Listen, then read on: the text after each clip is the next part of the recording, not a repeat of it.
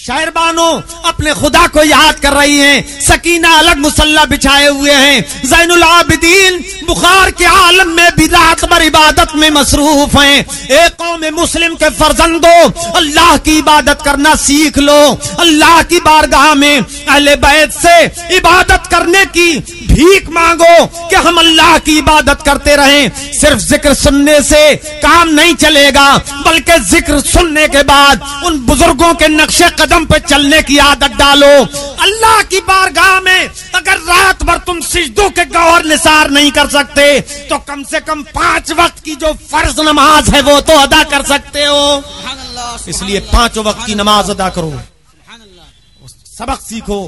اس کربلا کی سرزمین پر امام نے ہر قسم کی منزلیں طے کی تھی۔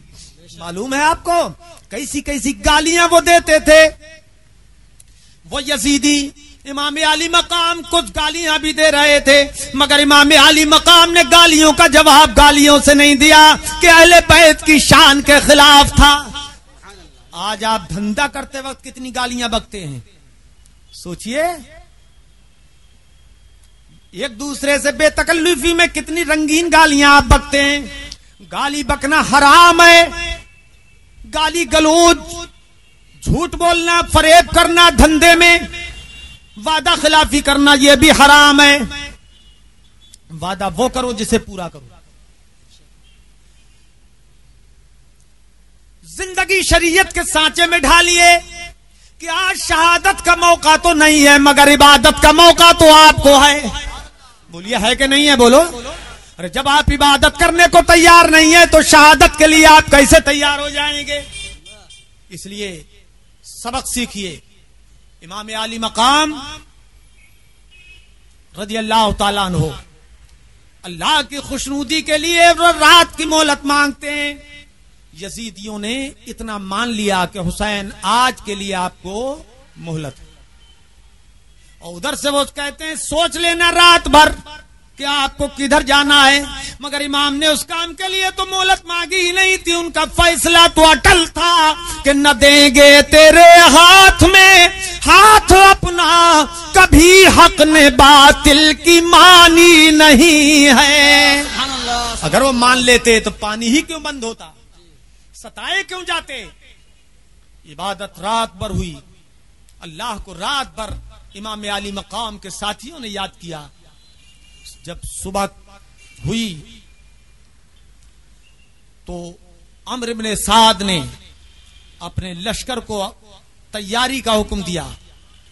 جب یزیدی فوجیں تیار ہو گئیں، اور فوج تو وہی تھی، امام علی مقام کے پاس کیا تھا؟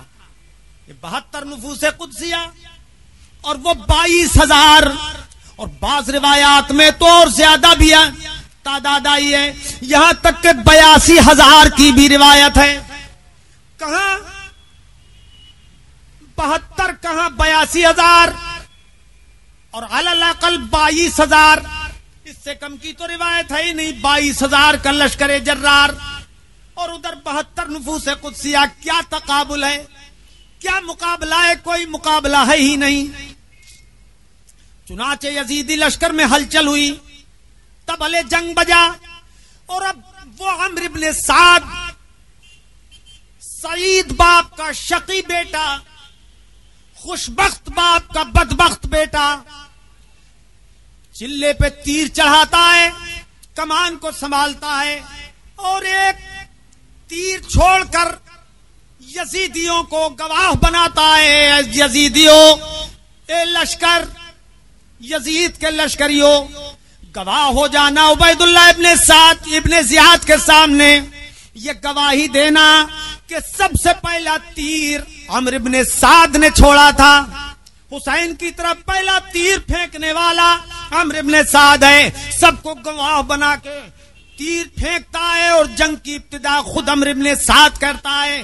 ذرا سوچئے یہ بدقسمت کس گھرانے میں پیدا ہوا؟ حضرت سعد ابن ابی وقاص کے گھرانے میں۔ وہ کون سعد ابن ابی وقاص ہیں جو یہ افواہ پھیلا دی گئی کہ حضور شہید کر دیے گئے؟ جب یہ خبر گرم ہوئی تو بڑے بڑے جانثار صحابہ کرام میدان چھوڑ کے تشریف لے گئے کہ جب سرکار ہی نہ رہے تو ہم کس کے لیے جنگ کریں، کس کے لیے لڑیں. لیکن اس وقت جب حضور کا ساتھ بڑے بڑے صحابہ کرام چھوڑ چکے تھے، یہی حضرت سعد ابن ابی وقاص رضی اللہ تعالیٰ عنہ ہیں جو حضور کے کبھی آگے، کبھی دائیں، کبھی بائیں، کبھی پیچھے، اس طرح سے دوڑ بھاگ کر کے جتنے بھی تیر کفار و مشرکین کے آتے تھے یہ ہر طرف کو گھوم گھوم کے اپنے سینے پہ لیتے تھے اور مصطفیٰ کو تیروں سے بچا رہے تھے. بولو، تڑپتے بولو سبحان اللہ، اور زور سے بولو سبحان اللہ. حضرت سعد ابن ابی وقاص رضی اللہ تعالیٰ عنہ مقابلہ بھی کر رہے تھے، اپنے جسم کو حضور کے لیے ڈھال بنا چکے تھے احد کی سرزمین پر جنگ احد میں، اور خود تیر پھینکتے بھی تھے. مگر وہ تیر پھینکنے کا جو ٹائم حضرت سعد کو ملا اور جو انداز حضرت سعد کو ملا اور جو موقع حضرت سعد کو ملا وہ کسی صحابی کو نہیں ملا ہے. کس طرح کا موقع کہ حضرت سعد ابن ابی وقاص رضی اللہ تعالیٰ عنہ کے ترکش سے تیر نکالنے والا ہاتھ کس کا تھا؟ سید عالم کا ہاتھ تھا، مصطفیٰ جان رحمت کا ہاتھ تھا. ان کے ترکش سے تیر حضور نکالتے تھے اور حضرت سعد کو دیتے جاتے تھے اور ارشاد فرماتے تھے، زبان سے کیا فرماتے تھے؟ ارم یا سعد بے ابی انت و امی، اے سعد تم پہ میرے ماں باپ قربان ہو جائیں، تیر پھینکو. حضور اپنے والدین حضرت سعد ابن ابی وقاص پہ فدا کر رہے ہیں. اے لوگوں، ساری دنیا کے ماں باپ ہمارے آقا کے ماں باپ پہ قربان ہو جائیں، اور حضرت آقا و مولا صلی اللہ علیہ وسلم اپنے ماں باپ حضرت سعد پہ قربان کر رہے ہیں. سعد تم پہ میرے ماں باپ قربان ہو جائیں. سبحان اللہ. اے لوگوں، حضور کے والدین کریمین کی عزت و عظمت معمولی نہیں ہے. ارے جس بطن میں مصطفیٰ رہے ہیں وہ حضرت آمنہ کا بطن پاک ہے، جس پیٹھ میں مصطفیٰ رہے ہیں وہ حضرت عبداللہ کی صلب پاک ہے. حضور نے فرمایا لم انقل الا فی اصلاب الطیبین وارحام الطاہرات. حضور نے فرمایا حضرت آدم سے لے کر حضرت عبداللہ اپنے والد تک اور حضرت حوا سے لے کر حضرت آمنہ تک جتنی بھی پیٹھوں میں میں ہوتا آیا ہوں اور جتنے ارحام مبارکہ میں میں ہوتا آیا ہوں وہ سب پاک تھے. پاک پیٹھوں اور پاک پیٹوں سے میں گزرتا ہوا آیا ہوں. سبحان اللہ سبحان اللہ. اس لیے ہم اہل سنت حضور کے والدین کو مسلمان مانتے ہیں. حضور کے والدین کو زور سے بولو مسلمان مانتے ہیں. مگر یہی وہابی قوم وہ ہے جو حضور کے والدین کو کافر مانتی ہے. معاذ اللہ، بولو معاذ اللہ. اور نجدی حکومت نے حضرت آمنہ کا بھی مزار پاک ڈھا دیا. ابھی پچھلے برسوں میں سنا آپ نے کہ نہیں سنا ہے؟ کسی صحابی کے مزار کو نہیں چھوڑا. یہ بھی خارجی اور یزیدی ہیں. امام علی مقام اور ان کے رفقا کو یزیدیوں نے شہید کیا اور ان خارجی وہابیوں نے شہدائے کرام کے مزارات کو شہید کیا. تو کڑی کڑی سے مل رہی ہے، یہ انہی کے نقش قدم پہ ہیں. مگر ہم غلام ہیں. اس وقت بھی ہمارے آبا و اجداد، ہمارے بزرگ امام علی مقام کے غلام تھے اور آج بھی ہم سب حق غلامی ادا کر رہے ہیں. سبحان اللہ، بے شک. سبحان اللہ سبحان اللہ.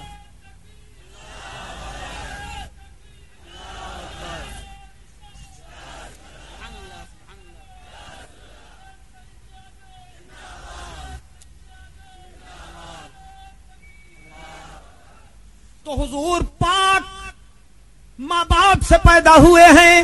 وہ پاک ماں باپ حضور حضرت سعد پر قربان کرنے کے لیے ارشاد فرما رہے ہیں بے ابی انت و امی ارم یا سعد. اے سعد تم پہ میرے ماں باپ قربان ہو جائیں، تیر پھینکو، ترکش سے نکال کے تیر دیتے جاتے ہیں اور زبان سے یہ ارشاد فرماتے جا رہے ہیں. اور حضرت سعد ہیں کہ وہ کونین سے بے نیاز ہو کر اپنے آقا پہ اپنا سینہ قربان کر رہے ہیں، اپنا دل قربان کر رہے ہیں. ڈھال سے تیر دوسرے روکا کرتے ہیں، مگر حضرت سعد تو اپنے سینے سے مصطفیٰ کے تیر طرف آنے والے تیروں کو روک رہے ہیں، سینے پہ روک رہے ہیں. وہ حضرت سعد اس قدر مقدس کہ ان کو حضور کی زبان سے جنت کی بشارت ملی ہے. بے شک سبحان اللہ. مگر انہی کا ناپاک بیٹا، ولی کے گھر میں شیطان کبھی ہوتا ہے نہیں ہوتا ہے پیدا؟ ارے بولو، مسل مشہور ہے کہ نہیں ولی کے گھر میں شیطان؟ وہ ہوا. سعد ابن ابی وقاص رضی اللہ تعالیٰ عنہ کا یہ ناپاک بیٹا پہلا تیر پھینک رہا ہے. جنگ کی ابتدا ہو گئی، مگر سنیے جنگ کی ابتدا ہونے والی تھی. حضرت امام علی مقام رضی اللہ تعالیٰ عنہ نے خطبہ دیا اور ان کوفیوں کو سنایا اللہ کی حمد و مصطفیٰ پر درود کے بعد، حمد و ثنا کے بعد حضرت امام نے جو خطبہ دیا وہ سرزمین کربلا پر وہی باتیں سب سمجھائی. اے لوگوں کہ کوفیوں یزیدیوں، کیا تم اس بات کو نہیں جانتے کہ میں کون ہوں، میرا نسب کیا ہے؟ ارے میں تمہارے نبی کا نواسا ہوں، میں علی کا بیٹا ہوں، فاطمہ کا جگر گوشہ ہوں. میرے باپ کی اطاعت و فرما برداری میں تم نے برسیں گزاری ہیں. خلیفۃ المسلمین امیر المومنین کا میں فرزند ہوں. ارے میں وہی ہوں کہ میرے نانا جان مجھ کو چوما کرتے تھے اور میرے نانا جان مجھ کو سونگا کرتے تھے. سبحان اللہ سبحان اللہ سبحان اللہ. بولو دنیا میں ایسا کون لڑکا پیدا ہوا ہے کہ جس کے باپ نے اس کو سونگا ہو، جس کے نانا نے اس کو سونگا ہو، جس کے دادا نے اس کو سونگا ہو، یا کسی انسان نے کسی انسان کو سونگا ہو؟ کون کسی کو سونگتا ہے؟ ارے چومتے ہیں سب. کوئی اپنے بیٹے کو چومے، اپنے نواسے کو چومے اور اپنے پوتے کو چومے، یہ سب چومتے ہیں. بیٹی بیٹوں کو، بچوں کو چوما جاتا ہے، مگر مصطفیٰ جان رحمت صلی اللہ علیہ وسلم کی یہ کیفیت حدیثوں میں بیان ہوئی ہے. کان یشمہما ویغم، کان یغمہما ویشمہما. سرکار امام حسن اور حسین کو چوما بھی کرتے تھے، گلے سے لگا لیا کرتے تھے اور ان کو سونگا کرتے تھے. سبحان اللہ، سونگا کرتے تھے. حضور آپ سونگتے کیوں ہیں؟ ہر نانا اپنے نواسے کو چومتا ہے، مگر آپ چومتے بھی ہیں سونگتے بھی ہیں. حضور سونگتے کیوں ہیں؟ تو کیا فرمایا میرے سرکار نے؟ اے لوگو یہی تو راز ہے، جن کے بیٹے چومنے کے لائق ہوتے ہیں صرف وہ چوما کرتے ہیں. میرے لال تو چومنے کے لائق بھی ہیں اور سونگنے کے لائق بھی ہیں. کیوں سونگنے کے لائق ہیں؟ سرکار نے فرمایا ہما ریحانتا من الدنیا، یہ میرے دونوں شہزادے، یہ میرے دنیا میں دو پھول ہیں. دنیا میں دو، بولو دنیا میں دو پھول ہیں. میرے چمنستان نبوت کے یہ دونوں پھول ہیں اور ان کی ماں فاطمہ زہرا وہ جنت کی کلی ہے اور یہ جنت کے پھول ہیں جو مجھے حسن اور حسین کی صورت میں دنیا میں عطا فرمائے گئے ہیں. یہی تو حدیثیں ہیں کہ بریلی شریف سے امام اہل سنت پکار اٹھے، ارے کیا بات رضا اس چمنستان کرم کی. بولو ذرا تڑپ کے بولو، کیا بات رضا اس چمنستان کرم کی. زہرا ہے کلی جس میں حسین اور حسن پھول. نعرہ تکبیر، نعرہ رسالت، ذکر شہید اعظم، ذکر شہید اعظم، مسلک اعلی حضرت. نعرہ تکبیر، سبحان اللہ سبحان اللہ. کیا بات رضا اس چمنستان کرم کی. زہرا ہے کلی جس میں حسین اور حسن پھول. وہ مصطفیٰ جن کے یہ پھول ہیں وہ خود بھی تو پھول ہیں. سرتاب قدم ہے تن سلطان زمن پھول. سرتاب قدم ہے تن سلطان زمن پھول، لب پھول، دہن پھول، زقن پھول، بدن پھول،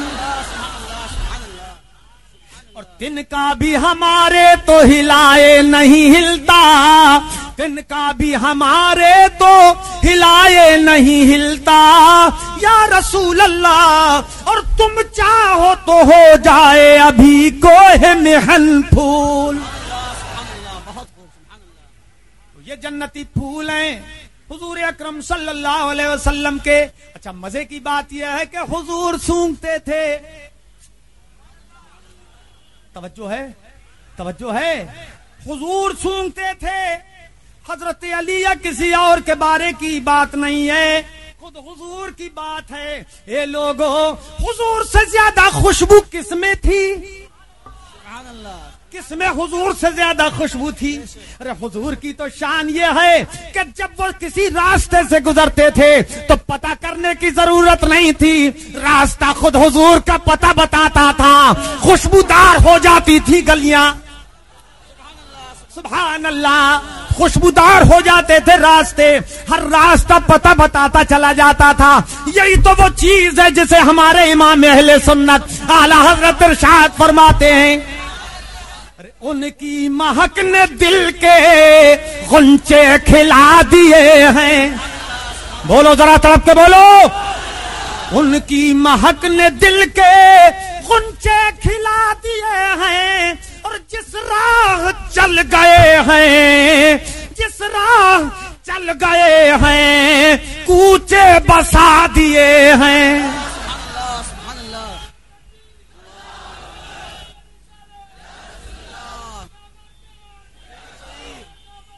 بریلی شریف زندہ باد، اللہ اکبر۔ امام علی مقام رضی اللہ تعالیٰ عنہ نے جب خطبہ دیا کہ اے لوگو، آج کسی نبی کا نواسا کوئی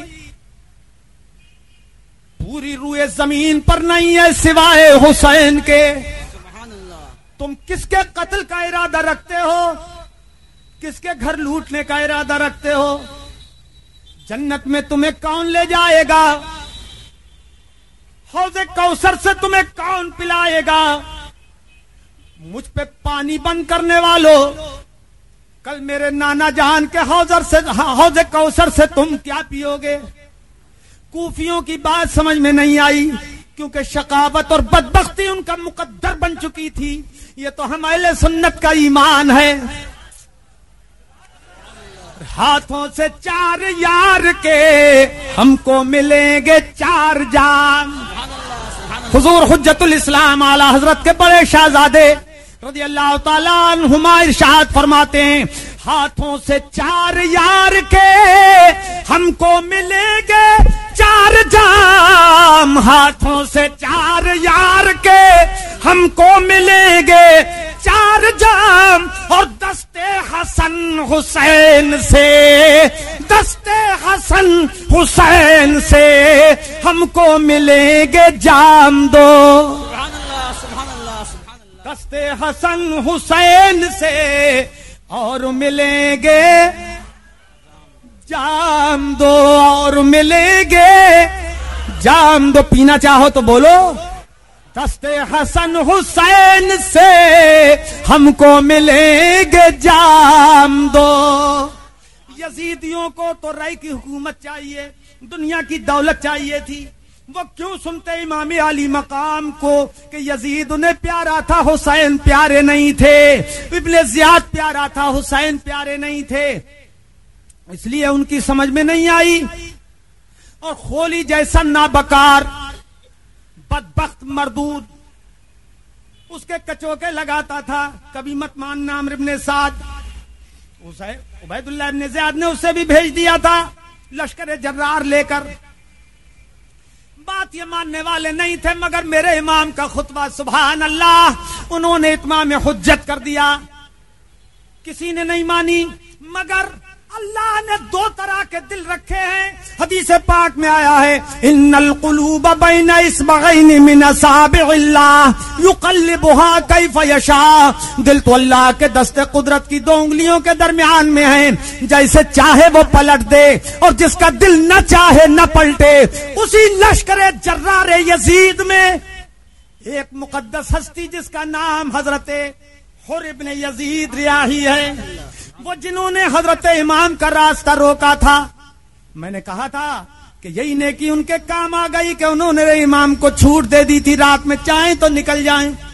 خطبہ اور یزیدیوں نے بھی سنا تھا, خطبہ حر نے بھی سنا, مگر حر نے جیسے ہی سنا ایک ایک لفظ امام کا ان کے دل پہ اثر کرنے لگا. حر کانپ اٹھے.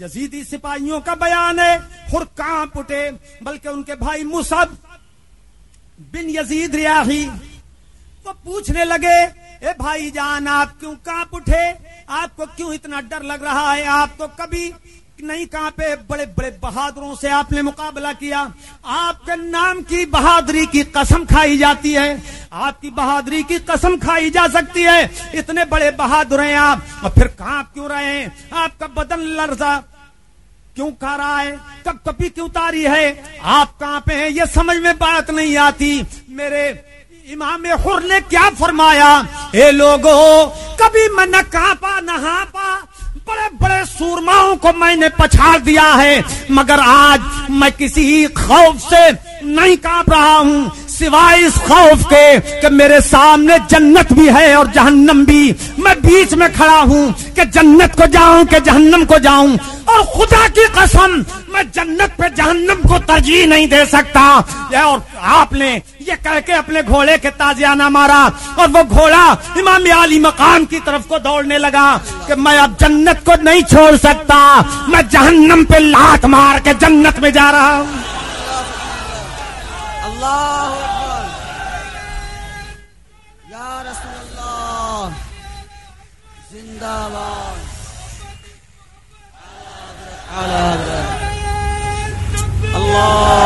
اکبر.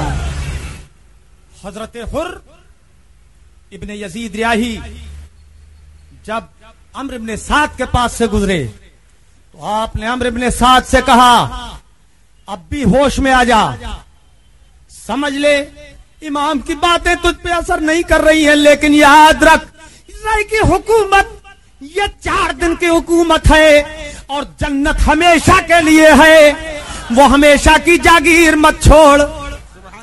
رائے کی حکومت کے سامنے جنت کو یاد کر اور امام حسین سے غداری نہ کر, امام حسین کے قتل ناحق کا وبال اپنی جان پہ مت لینا.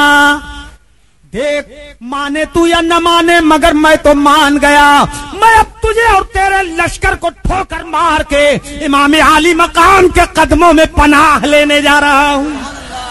سبحان اللہ سبحان اللہ. حر امام کی بارگاہ میں حاضر ہو گئے اور امام عالی مقام کے قدموں کو چومنے لگے, قدم پکڑ لیے امام کے. بعض روایات میں تو یہ بھی آیا ہے کہ وہ گھوڑے سے اترے ہی نہیں. امام عالی مقام سے جا کے کہنے لگے امام میں وہی گناہگار ہوں جس نے آپ کا راستہ روکا تھا, مگر مجھ کو یہ اندازہ نہ تھا کہ یہاں تک نوبت آ جائے گی اور یہ ظالم آپ کے خون سے اپنے دامن کو آلو رنگین کریں گے. حضور کیا میرے اس گناہگار کا یہ گناہ معاف ہو سکتا ہے؟ سب سے بڑا مجرم اور پاپی تو میں ہوں, اگر میں آپ کا راستہ نہ روکتا تو حضور یہ نوبت نہ آتی, مگر اللہ نے میرے دل میں ایمان رکھا ہے. حضور کے خطبے کا مجھے اثر ہوا اور میں سمجھ گیا کہ جنت آپ کے ساتھ ہے, اللہ کی رحمت آپ کے ساتھ ہے, دین آپ کے ساتھ ہے, ایمان آپ کے ساتھ ہے, اور مصطفیٰ کی محبت بھی آپ ہی کے ساتھ ہے, اور صبر بھی آپ کے ساتھ ہے, اجر بھی آپ کے ساتھ ہے. میں خوب سمجھ گیا سرکار, مگر اب مجھے بشارت عطا فرمائیں کہ میری توبہ قبول ہے کہ نہیں, مجھے معاف فرمائیں گے کہ نہیں. امام عالی مقام رضی اللہ تعالیٰ عنہ حضرت حر سے فرماتے ہیں کہ اللہ پاک غفور الرحیم ہے، میں بھی تمہیں معاف کرتا ہوں اور میرا پروردگار بھی تمہیں معاف فرما دے گا۔ اللہ سبحان اللہ سبحان اللہ۔ مگر اے حر تم نے اتنی بڑی غلطی کوئی نہیں کی، کیوں کہ تم نے تو مجھے کہی دیا تھا رات میں جانا چاہو چلے جاؤ، مگر میں اپنا مقدر نہیں بدل سکتا، تقدیر میں جو لکھا ہے وہ ہر حال میں ہونا ہے۔ کلو شیء بقدر، حدیث میں ہر چیز تقدیر سے ہوتی ہے، لکھا نہیں مٹتا ہے، اللہ کا لکھا نہیں مٹتا۔ یہ قضاء الہی مبرم ہے جو ٹل نہیں سکتی اور کسی کے ٹالے سے نہیں ٹل سکتی، اور نہ ٹلنے کے لیے کسی نے دعا کی۔ اللہ کے حبیب صلی اللہ علیہ وسلم نے بھی حضور کی شہادت کی خبریں تو دیں، مگر کسی حدیث میں یہ نہیں آیا کہ حضور نے یہ دعا کی او اللہ میرے حسین کو بچا لے۔ توجہ ہے؟ ارے توجہ ہے؟ توجہ ہے؟ اور حسین بھی سرزمین کربلا پہ یہ دعا نہیں کر رہے ہیں مجھے بچا لے، میرے اہل و عیال کو بچا لے۔ نہ فاطمہ زہرا نے دعا کی، نہ علی مرتضیٰ نے دعا کی، کسی نے دعا ہی نہیں کی، ورنہ ان کی دعائیں کیا رنگ نہ لاتی۔ بولو بولو، اگر یہ قضاء مبرم نہ ہوتی، شبیب بالمبرم بھی ہوتی تو بھی یقیناً ٹل جاتی۔ ارے بولو ٹل جاتی کہ نہیں ٹل جاتی؟ ٹل جاتی نا، مگر یہ دعا نہیں کی گئی۔ کیوں دعا نہیں کی گئی؟ اس لیے کہ امام عالی مقام کی شہادت میرے مصطفیٰ کی شہادت کا بدل ہے۔ بے شک سبحان اللہ۔ حضرات کیسے بدل؟ ہر نبی کو جتنی بھی خصوصیات ملی، جتنی فضائل ملے، وہ ہمارے آقا میں سب جمع ہیں۔ کوئی فضیلت ایسی نہیں جو حضور کو نہ ملی ہو، کسی اور نبی کو ملی ہو، یا کائنات میں کسی اور کو ملی ہو حضور کو نہ ملی ہو، ایسی کوئی فضیلت بولو بولو بولو نہیں ہے۔ مگر بہت سے انبیاء کرام شہید ہوئے ہیں اور حضور کو شہادت ظاہر میں نہیں ملی۔ کیوں نہیں ملی؟ کہ اللہ پاک نے فرمایا واللہ یعصمک من الناس، اے پیارے اللہ تو تمہیں لوگوں سے محفوظ رکھے گا۔ توجہ ہے؟ توجہ ہے؟ ورنہ حضور کے قتل کرنے کی سازشیں کوئی کم نہیں رچائی گئی تھی، لیکن اللہ نے وعدہ فرمایا تھا تمہیں بچائے گا، تو شہادت ظاہری تو حضور کو مل ہی نہیں سکتی تھی، اور یہ ہو نہیں سکتا کہ شہادت کی فضیلت حضور کو نہ ملے۔ اب یہ بھی یاد رکھیے کہ اللہ پاک اپنے کرم سے اس کا انتظام فرماتا ہے۔ شہادت دو قسم کی ہوئی، بے شمار نبیوں کی شہید کیا گیا، مگر چند کی شہادت کا علم ہے، چند کی شہادت کھلی ہوئی، جیسے حضرت یحییٰ۔ توجہ ہے؟ توجہ ہے؟ ان کی شہادت جہری کھلم کھلا معلوم ہے علم والوں کو، لیکن بہت سے نبی وہ ہیں جن کی شہادت کا کسی کو علم نہیں، چھپی ہوئی شہادت۔ اب شہادت کی دو قسمیں ہو گئی، جہری اور سری۔ بہت کام کی چیز ہے، بہت علمی چیز ہے، توجہ کرنا۔ دو قسم کی شہادت، شہادت جہری بھی فضیلت والی، شہادت سری بھی فضیلت والی۔ سری اور جہری دونوں جمع ہو نہیں سکتی ایک ذات میں، اور حضور کو دونوں قسم کی فضیلتیں دینا تھی اللہ پاک کو، اور حضور اگر شہید کیے جاتے تو یا تو سری یا جہری ایک ہی قسم کی شہادت ہوتی، اور اللہ کو دونوں دینا مقصود تھی، اس لیے اللہ پاک نے ایسا کیا کہ محبوب کی شکل کو دو حصوں میں تقسیم کر دیا۔ سبحان اللہ سبحان اللہ۔ توجہ ہے؟ دو حصوں میں تقسیم کر دیا۔ وہ دو حصے کہاں تھے وہ سنو۔ اللہ کے محبوب کی شکل کی تقسیم ہوئی، مولا کائنات رضی اللہ تعالیٰ عنہ ارشاد فرماتے ہیں الحسن اشبہ رسول اللہ صلی اللہ تعالی علیہ وسلم ما بین الصدر الى الراس والحسین اشبہ رسول اللہ صلی اللہ علیہ وسلم ما بین الصدر الى ما دونہ او کما قال کہ حضور اکرم صلی اللہ علیہ وسلم کے یہ دونوں شہزادے حضور کے مشابہ ہیں. امام حسن اور امام حسین دونوں حضور کے مشابہ، ایک سینے سے سر تک اور ایک دوسرا سینے سے پیر تک. امام حسن سینے سے سر تک حضور کے مشابہ اور امام حسین سینے سے پیر تک حضور کے مشابہ. سبحان اللہ. سبحان اللہ. اور تڑپ کے بولو سبحان اللہ. اب دونوں کو شہادت تقسیم کر دی گئی. حضرت امام حسن کو سری شہادت دی گئی اور امام حسین کو جہری شہادت دی گئی. سری شہادت پوشیدگی والی کہ زہر کھلایا گیا حضرت امام حسن کو، وہ زہر سے شہید ہوئے. آج تک ان کے قاتل کے بارے میں علم کسی کو نہیں ہو سکا کہ کس نے زہر دیا تھا.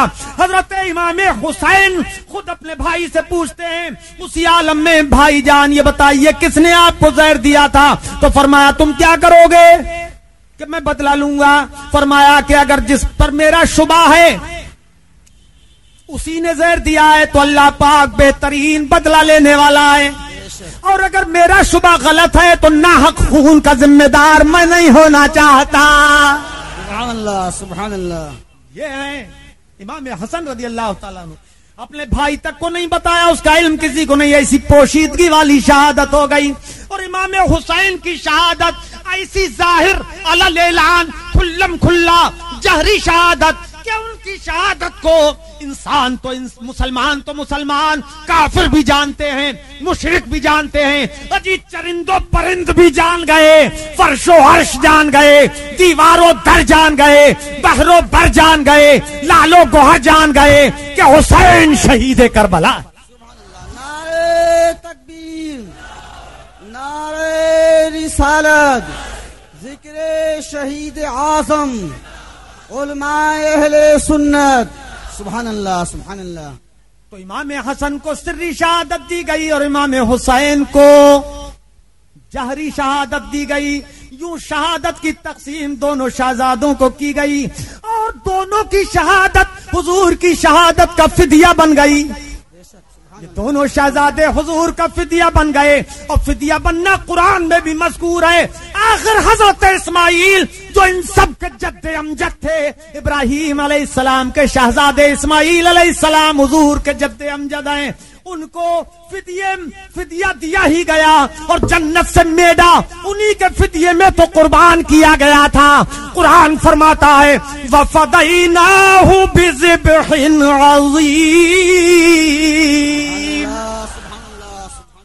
ہم نے ذبح عظیم کے ذریعے ان کا فدیہ دے دیا.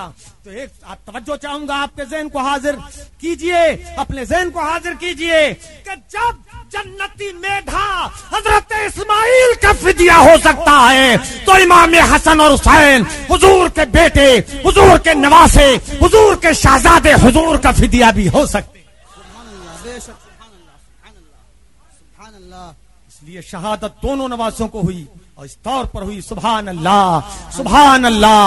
امام عالی مقام کی شہادت کس طرح ہوئی ہے؟ کوئی ایسی مصیبت، کوئی ایسی بلا نہیں جو امام عالی مقام کو سرزمین کربلا پہ برداشت نہ کرنی پڑی. قرآن نے صبر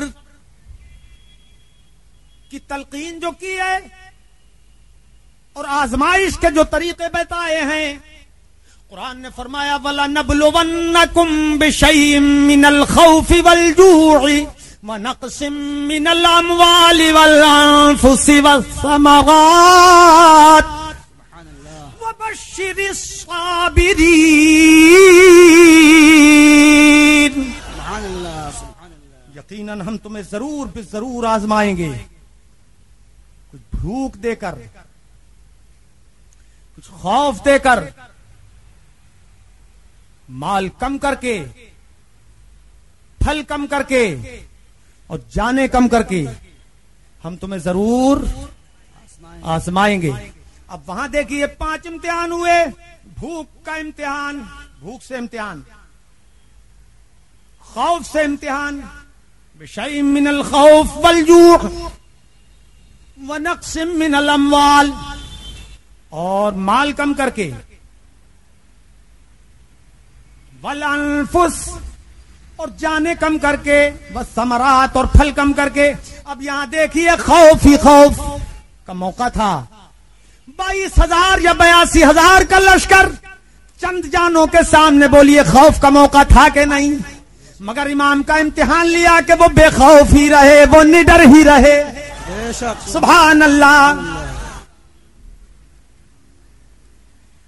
بھوک دے کر تو بھوک 3 دن کی تھی, بھوک کے ساتھ پیاس بھی. امتحان بڑھ گیا اور وہ ثابت قدم ہو گئے. سبحان اللہ. جزا فضا نہیں کی انہوں نے, گریہ ازاری نہیں کی.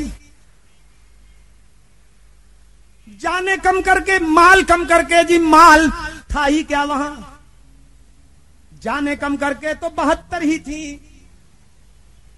22 اور 82,000 کے مقابلے میں. پھل کم کر کے تو پھل کہاں تھے, جہاں جو نہ ہو وہاں پھل کہاں.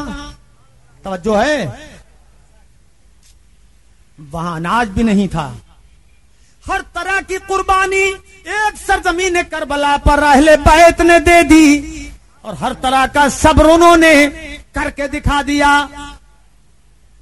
اور اللہ نے جو امتحان لیا اس میں پورے وہ کامیاب ہو گئے. اور یہی اعلان اللہ نے کر دیا, ان اللہ مع الصابرین, بے شک اللہ صبر کرنے والوں کے ساتھ ہیں. تو دیکھیے جبر یزیدی لشکر میں تھا اور صبر امام حسین میں تھا, تو اللہ صابروں کے ساتھ ہے. سبحان اللہ, سبحان اللہ. حضرات, امام علی مقام نے ان کو معاف فرما دیا. امام نے فرمایا وہ خر اتر آؤ. امام نے یہ بھی فرمایا اے خر, تمہارا نام خر ہے, تم دنیا میں بھی آزاد ہو اور آخرت میں بھی آزاد ہو. سبحان اللہ. سبحان اللہ. خر کی باچھیں کھل گئیں. سبحان اللہ. اب خر عرض کرتے ہیں سرکار, امام علی مقام نے فرمایا خر اتر جاؤ. تو وہ عرض کرتے ہیں سرکار اب گھوڑے کی پیٹھ سے خر اپنے آخری وقت ہی میں اترے گا, حق غلامی ادا کر کے ہی اترے گا. سبحان اللہ. ایک حضرت عبداللہ ابن وہب اور ان کی پیاری بیوی سرزمین کربلا پہ وہ بھی آ گئیں. یہ جانثار کچھ رفقا حضور کے ساتھ ہو گئے. ایک جانثار, اب جنگ کا آغاز ہوا, ایک جانثار شہید ہوتے گئے. پہلے ایک کا مقابلہ ہوتا رہا. حضرت خر کے مقابلے میں جو آتا 1 منٹ میں اس کو جہنم میں پہنچا دیتے. اللہ نے بے مثال بہادری انہیں عطا فرمائی. وہ شہید ہو گئے. حضرت مصعب ان کے بھائی وہ بھی شہید ہو گئے. عبداللہ کلبی بھی شہید ہو گئے. اور حضور کے ساتھ جو تھے حبیب بن مظاہر, زہیر بن قین وغیرہ, یہ سب جانثار شہید ہوئے.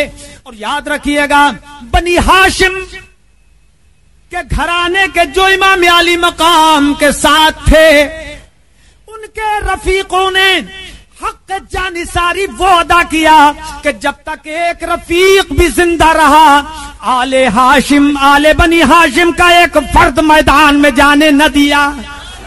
سبحان اللہ. بولو, تڑپ کے بولو. سبحان اللہ. امام کے خاندان کے لوگ سب بعد میں کام میں آئے ہیں. پہلے ان کے جو رفقائے کار تھے جو راستے میں سے ساتھ ہو گئے یا کربلا میں پہنچ گئے, جبھی تو کل تعداد 72 کی ہوئی تھی, ان سب نے اپنی جانیں پہلے نثار کی.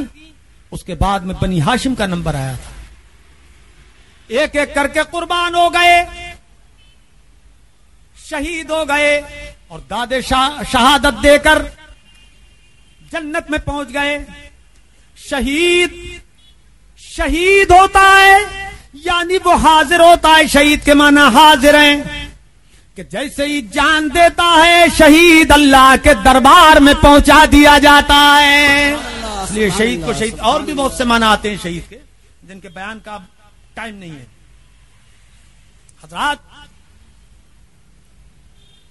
شہید کو شہید کیوں کہتے ہیں؟ ایک وجہ وجیح میں آپ کو بتا دوں.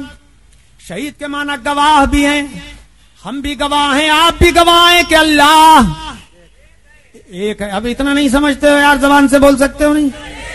ایک رومال والا نہیں بول رہا ہے. اچھا اب پتہ لگا تم کو؟ اللہ ایک ہے، زور سے بولو. اللہ ایک ہے، وحدہ لا شریک ہے، اور ہمارے سرکار اس کے رسول ہیں، محمد صلی اللہ علیہ وسلم اس کے رسول ہیں. اب کلمہ زور سے پڑھ کے سناؤ. لا الہ الا اللہ محمد الرسول اللہ. دوسرا کلمہ پڑھو. اشہد ان لا الہ الا اللہ واشہد ان محمدا عبدہ ورسولہ. کیا ترجمہ ہے؟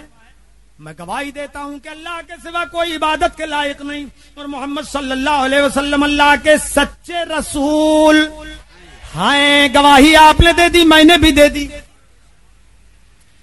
اور گواہی شہید بھی دیتا ہے، مگر ہمیں کیوں شہید نہیں کہا جاتا؟ انہی کو شہید کیوں کہا جاتا ہے جو اپنی جان قربان کر کے جاتے ہیں. بات دراصل یہ ہے کہ ہماری گواہی یہ صرف زبان کی گواہی ہے. ہم زبان سے گواہی دیتے ہیں اور اپنے دل سے گواہی دیتے ہیں، اور شہید اپنی زبان سے بھی گواہی دیتا ہے، اپنے دل سے بھی گواہی دیتا ہے، اور اپنے بدن کے ایک ایک حصے سے اور اپنی جان سے بھی گواہی دیتا ہے. نعرہ تکبیر، نعرہ رسالت، ذکر شہید اعظم، علماء اہل سنت، مسلک اعلی حضرت. سبحان اللہ سبحان اللہ سبحان اللہ سبحان اللہ. اس لیے ان کو شہید کہا جاتا ہے. حضرات ایک ایک کر کے شہید ہوتے رہے، شہید ہوتے رہے، شہید ہوتے رہے، اور محمد بھی شہید ہو گئے. حضرات حضرت قاسم بن حسن امام علی مقام کے سگے بھتیجے، وہ حضرت قاسم کے فرزند، سبحان اللہ، چاند کا ٹکڑا، حضرت سکینہ سے جن کی نسبت طے ہو گئی تھی امام حسین کی شہزادی سے، وہ سامنے آئے، امام علی مقام کے سامنے ہاتھ باندھ کے کھڑے ہو گئے. چچا جان مجھے اجازت دیجئے. امام کا دل دہل اٹھا. اے میرے بھائی کی نشانی، میں تجھے کیسے رن میں بھیجوں؟ اپنے بھائی کی جیتے جی نشانی کیسے کھو دوں؟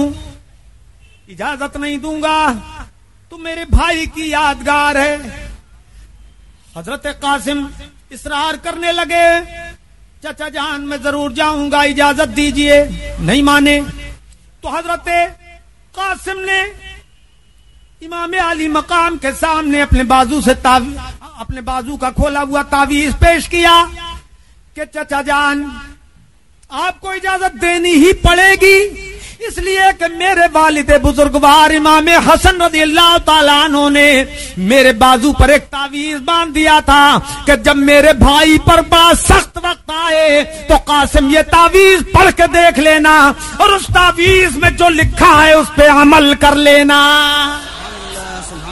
سبحان اللہ سبحان اللہ. حضور میں ابا جان کا وہ تعویذ پڑھ چکا ہوں. کیا لکھا ہے اس تعویذ میں؟ اے لوگو، اس میں لکھا تھا قاسم سرزمین کربلا پر جب میرا بھائی حسین نرغے آدھا میں ہو، اور جب میرا بھتیجا علی اکبر جانے کے لیے پر تول رہا ہو، شبیہ پیمبر سے پہلے میدان کربلا میں اپنی جان تم قربان کر دینا.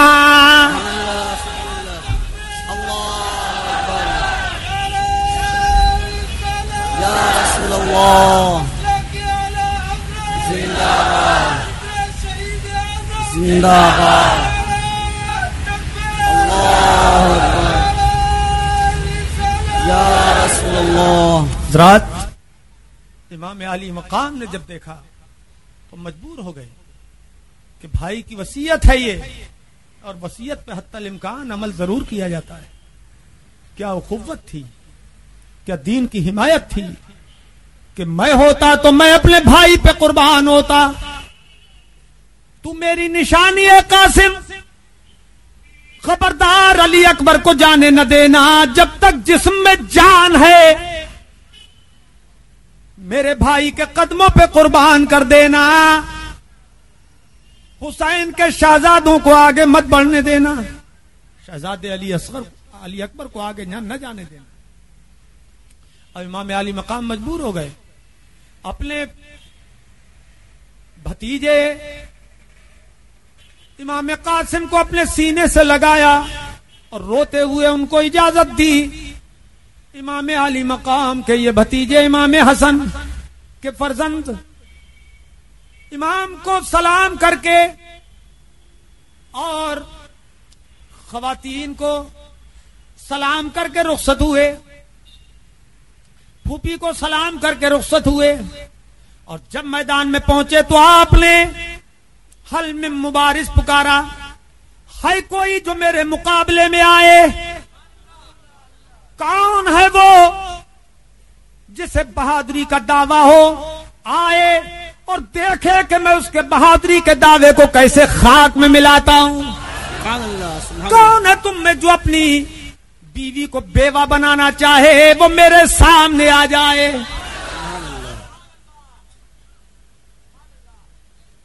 جسے شجاعت کا بھوت سوار ہو وہ مجھ پر آئے.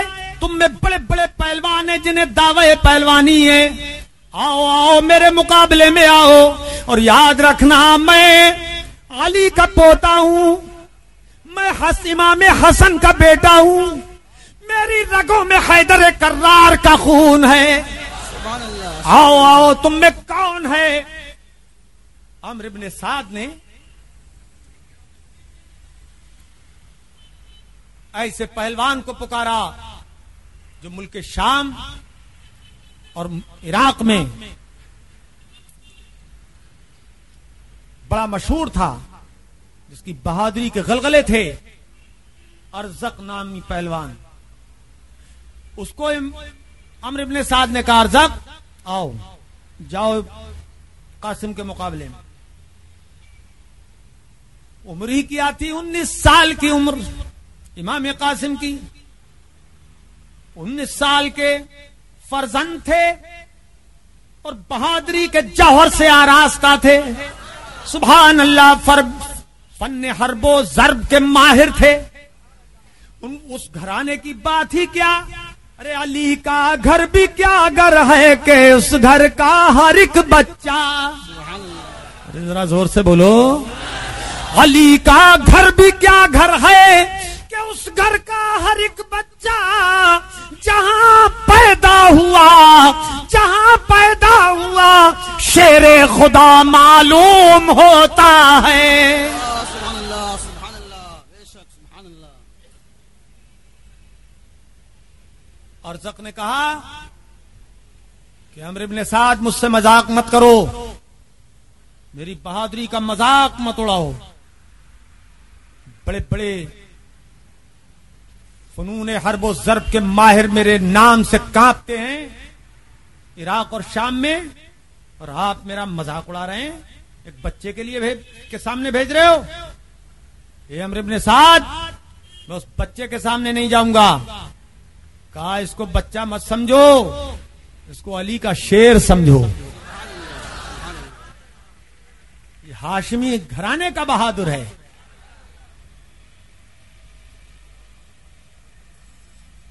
ارزق بولا کچھ بھی ہو میں نہیں جاؤں گا.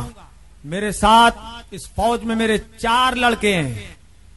ابھی سب سے چھوٹے لڑکے کو بھیجتا ہوں، سر کاٹ کے لے آئے گا، دیکھنا.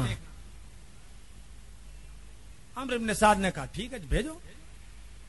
اس نے اپنے چھوٹے لڑکے کو اشارہ کیا. گھوڑا خدا کے آگے بڑھا، مگر وہ چھوٹا لڑکا بھی کسی ہاتھی سے کم نہیں تھا. آیا اور اپنی بہادری کی ڈینگیں مارنے لگا. ایسا ہوں ویسا ہوں. امام حسن فرماتے ہیں تو جیسا بھی ہو ابھی سامنے آ جاتا ہے کہ تو کیسا ہے. زیادہ بہادری کی ڈینگیں مت مار. میرے سامنے تیری کیا اوقات؟ ہوگا تو ملک شام کا پہلوان، عراق کا پہلوان، مگر میرے نزدیک تیری حیثیت مکھی مچھر سے زیادہ نہیں ہے۔ آگ بگولا ہو گیا۔ ایسا تلوار کا وار کیا امام قاسم پر کہ اپنی دانست میں اس نے کام تمام کر دیا تھا، مگر باہر امام قاسم اس کے وار کو بیکار کر دیا اور پھر ضرب ید اللہ کا وہ جوہر دکھایا کہ ایک ہی وار میں کام تمام کر دیا۔ سبحان اللہ، سبحان اللہ۔ اس کا یہ حشر ہوا تو ارزق کا دوسرا بیٹا گھوڑا کدا کے آ گیا، اس نے دوسرے کو بھیج دیا۔ امام قاسم نے کیا کیا؟ ایک ہی بار میں کام تمام کر کے اس کی تلوار پہ بھی قبضہ کر لیا۔ دوسرا بھائی آیا، اس نے بھی وہی ڈینگے مارنا شروع کی۔ تو اے لڑکے، تو نے میرے بھائی کو قتل کیا ہے، دیکھ ہماری شہرت عراق و شام میں ہو چکی ہے، کوئی بہادر ایسا نہیں جو ہم سے مقابلے کے لیے آسانی سے تیار ہو جائے۔ تیری موت نظر آ رہی ہے تجھے سامنے، دیکھ ابھی موت کے گلے تجھے لگا دیتا ہوں۔ حضرت قاسم نے فرمایا زیادہ دیر بولنے کی ضرورت نہیں ہے، تجھے اپنے بھائی کا بڑا قلق اور دکھ ہے، آ جا میں تجھے تیرے بھائی کے پاس پہنچا دوں۔ چنانچہ اس کا خون کھول گیا اور ارزق کے بیٹے نے نیزے سے وار کیا۔ جیسے ہی وار کیا، مولا علی کے شیر نے تلوار سے اس کے نیزے کو قلم کر دیا، نیزہ دور جا کے گرا اور ایک تلوار ایسی ماری کہ کھیرے کی طرح کٹ کے گر پڑا۔ سبحان اللہ۔ اور کمزوری سے بول رہے ہو، اور تڑپ کے بولیے سبحان اللہ۔ وہ جوہر دکھائے۔ چنانچہ جب دو مر گئے تو تیسرا بیٹا ارزق کا دوڑ کے آیا، کہا لڑکے ہوش میں آ جا، تو نے میرے دو بھائیوں کو قتل کر دیا، اب میں اپنے بھائیوں کے قتل کا بدلہ تجھ سے چکاؤں گا۔ دیکھ میری شان، دیکھ میرے جوہر، دیکھ فن حرب و ضرب کی مہارت، دیکھ بڑی بہادری ہے میرے اندر۔ تو کیا جانے، ابھی تلوار سیکھ، تلوار چلانا سیکھ، نیزے بازی سیکھ، اب تو میرے مقابلے میں آیا ہے، میرے بھائیوں کو دھوکے سے تو نے قتل کیا۔ کہا تیرے بھائیوں کو میں نے دھوکے سے قتل کیا ہے، تو دھوکہ مت کھا جانا، تو ہمت سے کام لینا، اپنی بہادری کے جوہر دکھا دے۔ چنانچہ آگ بگولا تو وہ ہو ہی گیا، اس نے جیسے ہی تلوار کا وار کرنا چاہا، ابھی وار دور ہے اور امام عالی مقام کے اس فرزند حضرت قاسم بن حسن نے جیسے ہی وار کیا تو ایسا لگتا تھا کہ وہ رضا کے نیزے کی، وہ حسن کے نیزے کی مار ہے کہ عدو کے سینے میں غار ہے، کسے چارہ جوئی کا وار ہے کہ یہ وار وار سے پار ہے۔ سبحان اللہ، سبحان اللہ، سبحان اللہ، سبحان حسن اللہ، کے نیزے کی مار۔ سبحان اللہ۔ حضرات کٹ کے گر گیا، اب رہ گیا چوتھا بھائی ارزق کا چوتھا بیٹا، وہ ان سب سے زیادہ ماہر تھا، ترتیب سے بھیج رہا تھا۔ حضرت قاسم کے پاس وہ آیا اور خونخوار بھیڑیے کی طرح غرانے لگا، شیر کی طرح دہاڑنے لگا، چیتے کی طرح چنگھاڑنے لگا۔ اے قاسم، تو نے میرے 3 بھائی مار دیے اور تینوں بھائیوں کا بدلہ میں تجھ سے لوں گا۔ فرمایا کہ اب تجھے بھی زیادہ دیر نہیں کرنا چاہیے، اپنے بھائیوں کے پاس جلدی پہنچنا چاہیے۔ کیوں بکواس کر رہا ہے، کیوں ڈینگے مار رہا ہے، اپنی بہادری کے جوہر کے گیت گا رہا ہے؟ اگر ہے کچھ تو آجا میدان میں، ابھی تجھے جہنم رسید کر دیتا ہوں۔ چنانچہ اس نے حملہ کرنا چاہا، جی وہ باتیں ہی کر رہا، ڈینگا ہی مار رہا تھا کہ میں ایسا ہوں ویسا ہوں۔ امام عالی مقام نے جو تلوار اٹھائی تو کھوپڑی پہ رکھ دی، کٹ کے وہ مولی کی طرح ادھر ادھر ہو گیا، گر پڑا۔ اب یہ چاروں فنار و سقر ہو گئے۔ عمرو بن سعد نے کہا ارزق دیکھ، میں کیا کہتا تھا تجھ سے کہ اس کو لڑکا نہ سمجھنا، علی کے گھر کا شیر ہے، اگر پہلے ہی تو چلا جاتا تو تیرے لڑکے بچ جاتے، مگر تو نے میری بات نہیں مانی، رعونت میں مبتلا ہو گیا۔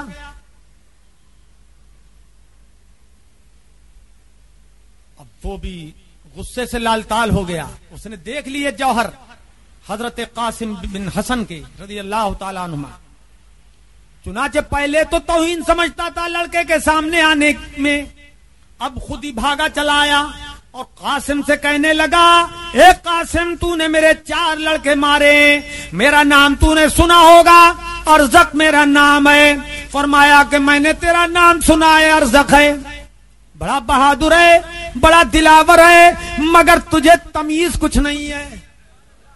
الحرب خدا، جنگ تو دھوکے کا نام ہے۔ اپنے دشمن کو جیسے مار سکو مار دو، داؤں پہ جنگ میں ہوتے ہی ہیں۔ پہلے تو کچھ دیر نیزہ بازی ہونے لگی، اس نے نیزہ مارا، آپ نے تلوار پہ روکا، نیزہ مارا، اس نے روکا، وار ہوتے رہے۔ اور اس کے بعد جب اس نے تلوار سوتی، ارزق نے تلوار نکالی، نیزہ پھینکا، تلوار سے جب وار کرنا چاہتا تھا تو امام حسن رضی اللہ تعالیٰ عنہ نے وہی چال چلی جو ایک مجاہد کو چلنی چاہیے تھی۔ ادھر حضرت امام علی مقام رضی اللہ تعالیٰ عنہ یہ منظر دیکھ رہے ہیں اور جانتے تھے کہ ارزق کتنا بہادر ہے اور یہ میرا لال نو عمر ہے، تو وہی دعا کر رہے ہیں، مالک و مولا اس بدبخت سے میرے قاسم کو بچا لے۔ تو امام علی مقام کی دعا کیسے قبول نہ ہوتی؟ سبحان اللہ، سبحان اللہ۔ اس نے اب نیزہ پھینک کے جو تلوار کا وار کرنا چاہا تو امام علی مقام کے بھتیجے حضرت قاسم نے ارشاد فرمایا، بڑی ڈیگے مار رہا تھا، تو بڑا بہادر ہے، یہ ہے وہ ہے، چنی ہے چنا ہے، لیکن تجھے تمیز بالکل نہیں ہے، بے تو کیا جانے، تجھ کو تو تمیز ہی نہیں ہے، ابھی زین کسنے کا تجھے شعور نہیں ہے کہ گھوڑے پہ زین کیسے کسی جاتی ہے۔ ابے دیکھ تیرے گھوڑے کی زین کا تسمہ ڈھیلا ہو گیا ہے، اب کوئی لمحے میں تو گرنے والا ہے، ایسے ہی جنگ میں آیا جاتا ہے۔ اتنا بھاری پہلوان ہو کر اس نے جیسے ہی سنا کہ قاسم کہہ رہے ہیں کہ زین کا تسمہ ڈھیلا ہے، نمدہ ڈھیلا ہے، تو جھک کے دیکھنے لگا۔ جیسے ہی جھکا دیکھنے کے لیے وہ حیدر کرار کی یادگار حضرت قاسم کی تلوار چمکی اور اس کی کمر پہ جا کے پڑ گئی، آدھا ادھر گرا آدھا ادھر۔ علی کے گھر کا شیر حضرت قاسم رضی اللہ تعالیٰ عنہ نے 2 ٹکڑے کر دیے، اب 2 ٹکڑے ہو کر وہ نیچے گرا۔ سبحان اللہ، ذرا زور سے بولو۔ گرا فولاد کا ٹکڑا زمین پر سرنگوں ہو کر، گرا فولاد کا ٹکڑا زمین پر سرنگوں ہو کر، تکبر بہ گیا، تکبر بہ گیا زخموں کے رستے موج خون ہو کر۔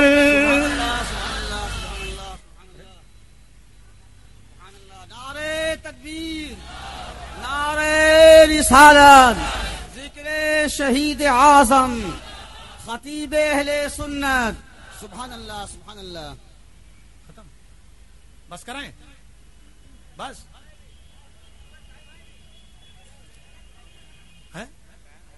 اب کیا کہہ رہے ہو بھیا؟ اور ارے بھائی درود پاک پڑھ لیجیے، اللہم صلی علی سیدنا و مولانا محمد و علی آل سیدنا و مولانا محمد مبارک وسلم۔ حضرات آج یہ کچھ نہیں کہہ سکتا ہوں، پولیس والے بھی اتنا تو جانتے ہیں کہ پولیس والے کہ ہمارے امام کا تذکرہ چل رہا ہے اور ہمارا آج آخری دن ہے امام۔ اچھا اللہ پاک، اچھا چلو بس ختم، ایک ایک کر کے قربانی دیتے رہے اور امام علی مقام رضی اللہ تعالیٰ عنہ کے قدموں پہ اپنا سر رکھ کے جاں افری کے سپرد کرتے رہے۔ اور آخر میں امام علی مقام رضی اللہ تعالیٰ عنہ تشریف لائے۔ جب میدان کربلا میں، میدان کارزار میں وہ تشریف لائے تو ان کے آنے کا نقشہ ہی کچھ عجب تھا۔ شیر کی مانند جو مقتل میں آیا وہ حسین. اتنا آپ بھی بولو وہ حسین. شیر کی مانند جو مقتل میں آیا وہ حسین. رائے حق میں جس نے اپنا گھر لٹایا وہ حسین. راہ حق میں جس نے اپنا گھر لٹایا وہ حسین. اور کربلا میں جس نے اپنا سر کٹایا وہ حسین. مرتبہ اسلام کا جس نے دوبالا کر دیا. مرتبہ اسلام کا جس نے دوبالا کر دیا. اور خون نے جس کے دو عالم میں اجالا کر دیا. وآخر دعوانا ان الحمدللہ.